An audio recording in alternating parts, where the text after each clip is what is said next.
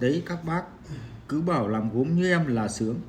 Từ đập đất cho vào bình nghiền đủ tiếng ra hồ, đánh hồ, xong vệ sinh khuôn sạch sẽ, lắp các mảnh khuôn cho khít với nhau, buộc đai thật chặt, ngăn hồ khỏi chảy ra, rót hồ vào khuôn, chờ đến thời gian nhất định ra hồ và chờ lấy sản phẩm.